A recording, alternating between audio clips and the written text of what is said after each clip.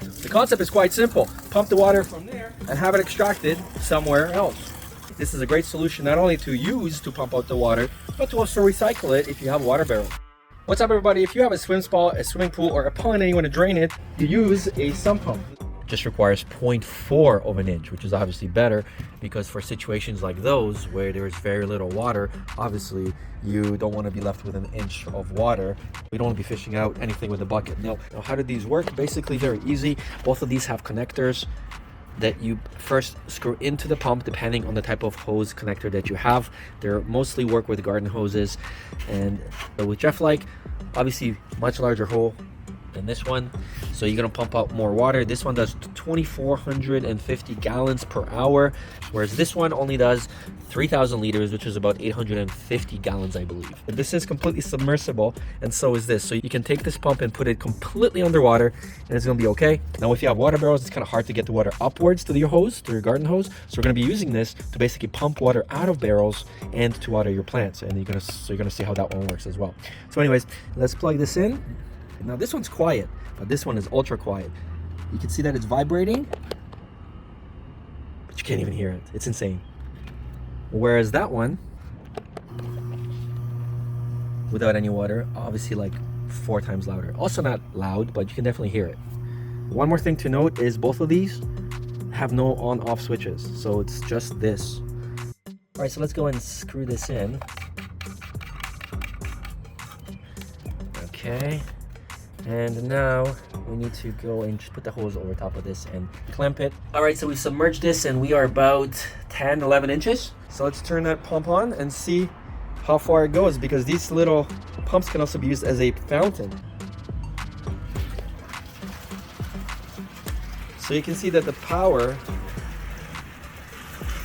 is definitely not there to push the water any higher than maybe 6 inches. Let's plug this one in and see how high it goes. All right, so the first pump is going. Let's go and plug in Jeff-like. Okay, so that definitely splashes a lot higher than that one. Now what we are gonna do is we are gonna use the Jeff-like to get most of this out, because it's gonna take us 3 times longer to do it with the small one. Then once this is about an inch or so left, we're gonna be using that one because that one is going to pump out the last half an inch or 0.6 of an inch. Okay, there is the hose pumping water. So now we just gotta find a drainage point, and again we could use just right here because we have drainage, or we could just stick it right there in the garden, but we're just gonna go and put it over here. I'm not exactly sure how much water that is, but we'll probably take about 5-6 minutes to get all that out. All right, so here's our pump and here's the barrel setup. So each of those have water collected from the eavesdrop. So the eavesdrop is connected to this pipe, and then the pipe feeds the water basically to each one. As it gets filled up, we use this to water this giant garden with fruits and vegetables. So we got this pump, and by default you get these adapters.